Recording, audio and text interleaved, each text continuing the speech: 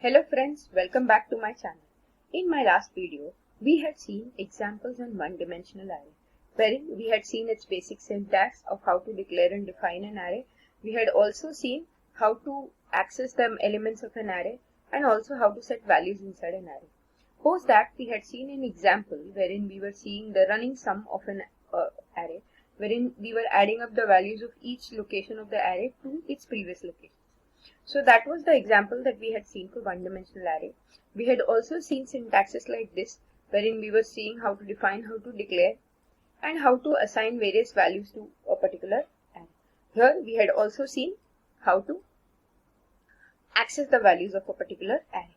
In today's video, which is actually a part 2 of the video that we had seen on Tuesday, we are going to talk about multidimensional arrays here. So, for declaring a multidimensional array, the difference between a single dimensional array or a one-dimensional array and a multidimensional array is, that it will be storing values in 2 or multiple dimensions. So here, when declaring, also we will see the difference that for every dimension that you want to add, say 2 dimension, 3 dimension, 4 dimension, you need to accordingly increase the square brackets. So if I say something like this, this is basically going to be my two-dimensional array. Okay, and I need to initialize this with a size. So I can write something like this, and I can provide a size. Let's say I want to say 3 square bracket and 3. So this is going to become a 3 by 3 two-dimensional array or a 3 by 3 matrix. Now when you're declaring a two-dimensional array, again the way it was with a one-dimensional array, you can also have a square bracket before or after the variable declaration. So if you are not aware of what exactly this means or how to understand this concept, you can check out my video here on arrays that was released in this same week on Tuesday and understand that concept. Okay, now one thing that you can do here with a two-dimensional or three-dimensional array for that matter is that you can just pass the first dimension here and skip over the others. This can be passed dynamically, like I can say something like this. I can say 2d ARR of 0 is equals to new int, and I can provide a size of 4. Okay, so the first row of this two-dimensional array will be of size 4. Similarly, I can mention the other ones. So I can say 1 is also going to be 4 and 2 is also going to be 4. So this is going to be a 3 by 4 matrix. But if I want, I can make it heterogeneous and I can even mention different values here. So in that case, in the first row, I will have 4 columns.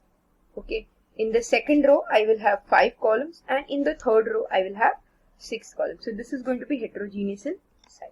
So something like this is very much valid when you're making a two-dimensional array. Now, let me for the timing keep this 3. Okay.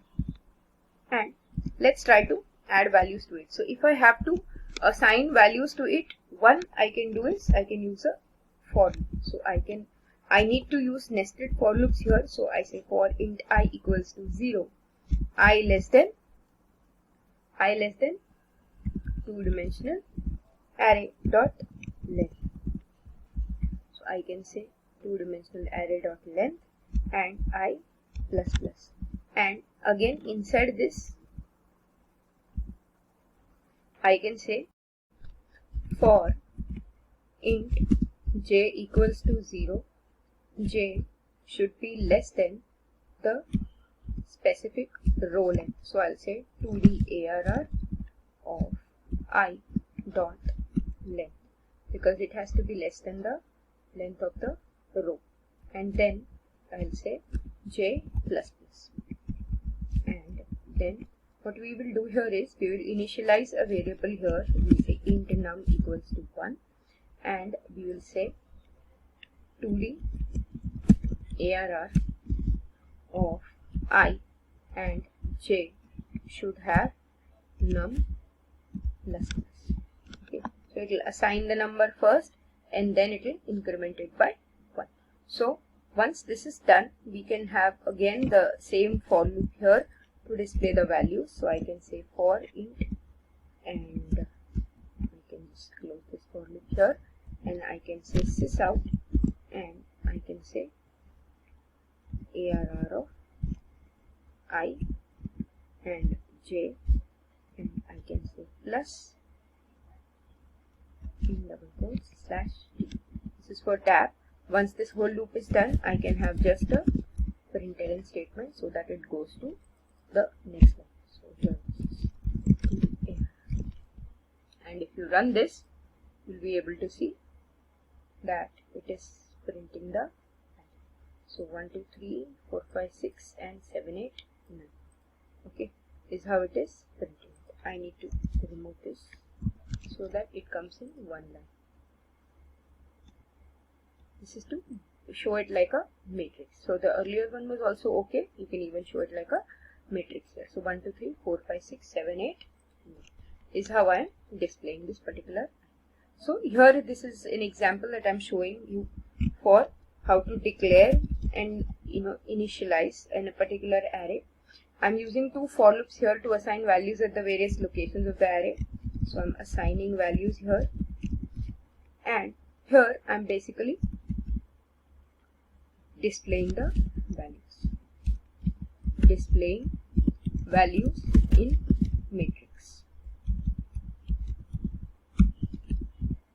Okay, so that is how this is a very basic example that I've shown you here. Now let's go ahead and create another example wherein what we'll do is, let's say if I have a matrix something like this as I showed here, I want to add basically the diagonal element. So let's say I want to add 1 with 5 and 9. So let's see how something like that can be created. So this will be a total of 15, let's say in this case. So that is what I want. I want to diagonally add my matrix. So here I have already created a class that is matrix sum, and you can see this is how my matrix will look like, and I'm going to add it diagonally like this. So what I'll do here is I'll be creating a method. I'll say public, then I'll say void, then I'll say add diagonally is going to be the name of my method, and this will take a two-dimensional array. So it will take a two-dimensional array, let's say ARR, and inside this what I will do is I will again loop through it. So I'll say for int I equals to 0, I less than ARR dot length, then I plus plus. The way we did in the previous program, I need to use two for loops. For int j equals to 0, j should be less than ARR of I dot length, and j plus plus. And what will we do here? We will basically check if I and j are same. In that case, we'll sum them up, else we will ignore. So what I need to do is I need to create a sum variable which is initialized to 0 in the beginning. Then I can say if I is equals to j, then I need to say sum plus equals to ARR of I and j. So basically wherever it is matching, as you can see, these are going to be matching locations 0, 0, 1, 1 and 2, 2. So whenever they are matching, when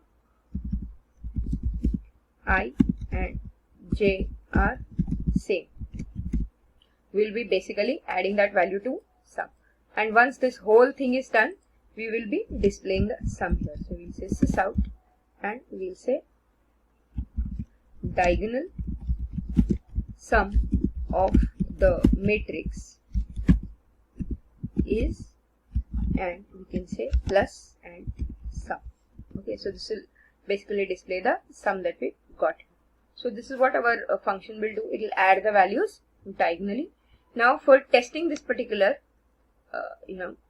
class, let's call it from here only, that is array test class. And what we'll do is we'll pass on this two-dimensional array that we had created here and assigned it value. But what we'll do is, rather than saying num plus plus, what we'll do is we will say after this num into equals to 2. So it will get multiplied by 2 every time. It will start with 1 and then get multiplied by 2, then that gets multiplied by 2 further and so on. Okay, so that is how it will start. and assign it value. So we are just changing it a little here. What one more thing that we need to do is we need to call that particular method here, right? So what we need to do is we need to say matrix sum ms is equals to new matrix sum,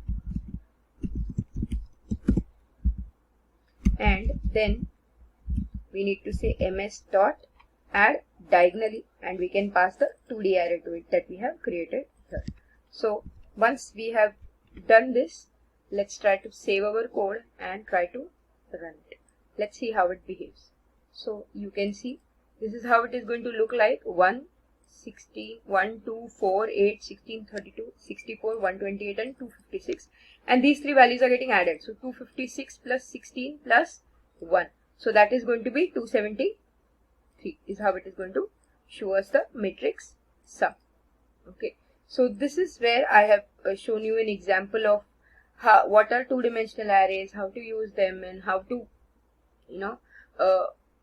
display their values. We also saw this example wherein we were trying to add it diagonally and see how the various arrays behave. So here we used this particular two-dimensional array to get the diagonal sum, and as I showed you the output here, this is how it looks.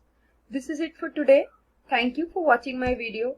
Please like my video if you like my content.